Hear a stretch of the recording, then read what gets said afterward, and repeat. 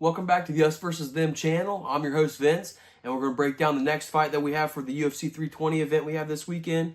We have Daniel Santos versus Jusong Yu. Santos is sitting at a minus 142 favorite, and Yu is currently at a plus 112 underdog. This is pretty much the closest pick'em that we have on the entire card.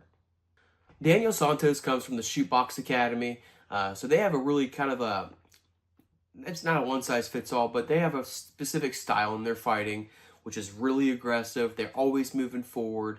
They're always looking for damage, and they're honestly really dangerous everywhere. Shootbox, obviously, that's in Brazil, so they're going to be good with the jiu-jitsu, but they also mix in their strikes really, really well. I mean, we can go down the list of name all the legends that have come through Shootbox Academy.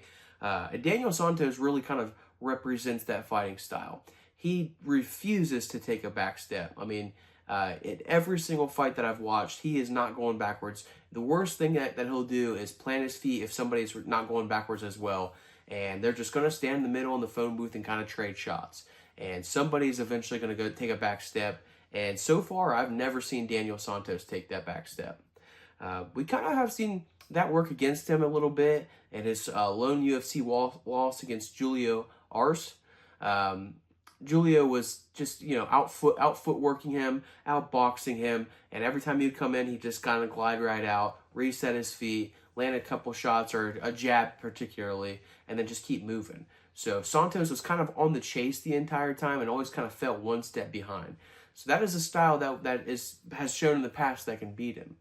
Another style that's shown that can beat Santos in the past is the wrestling. And his lone loss outside of the UFC, he lost it. He was just kind of out-grappled. And he fought one of those, somebody whose name ends with a V and is from Russia. So, you know how that dude fights. He's just going to lay and pray kind of a thing. And that worked against Santos. That's not going to happen this weekend for sure. Jusong Yu is not known for his grappling abilities. In fact, his grappling abilities are not great, to be honest with you. I did watch a fight against a guy named Ronaldo Exon on the regional scene, and Exon was able to score a couple late takedowns in that fight. Actually, in the second round, he got behind the back and got a body lock takedown, kind of like a suplex almost, early in the round. Every time that Jusong Yu was able to work out from that position, it happened twice. It was because Exon made a mistake, kind of tried to jump the back and got way too early and got too high, and then Jusong Yu kind of bucked him off. That's not going to happen with Santos this weekend if Santos is in that position. He's not going to get overzealous and put himself, get too high on the back and get bucked off. That's just not going to happen. So watching Jusong Yu get taken down in those fights, or in that fight, was a little bit concerning because you got a guy like Daniel Santos who mixes in the takedowns really, really well. He really does. Daniel Santos is a complete fighter. And he does his best work when guys' backs are against the cage. He goes and mixes in the striking, throws knees in the middle, throws elbows in close, and then right when he gets you thinking that he's going to land strikes, he lowers the level, gets the double leg in, and gets takedowns. And I've seen him do that a couple times in fights. So he does his best work when he's pressuring forward and gets their back against the cage. Obviously, we need to talk about Yu's striking, and that's 100% where he shines. He really, really is good with the striking. In his debut fight against Jeka Sargov, he knocked him out, obviously, in the first 30 seconds or whatever it was. It was a beautiful check left hook. I mean, it was one of the cleanest check left hooks I've ever seen in MMA. There was no tell on it. He didn't really, he let Jeka kind of walk into it a little bit, and he just blasted him, and he starched him immediately. If you guys get a chance to go watch that one, it's only 30 seconds. It's really worth the time. Like I said, one of the most clean check left hooks I've ever seen. We're talking like Conor McGregor prime type of check left hook. It was beautiful. So, but he does tend to, speaking of Conor McGregor, he also kind of tends to carry his hands low and has that karate style of a stance where his kind of base is wide and it's kind of bladed to the side and just darting in and out. Not quite like an MVP, but kind of similar, especially when his hands start to get low. That's a little concerning because I have seen him get clipped in fights before on the regional scene. So, I mean, it's obviously worked for him so far. The dude's 9-0. He's undefeated. It's worked so far. but that style is definitely going to wear itself out the further up the ranks you go in the UFC.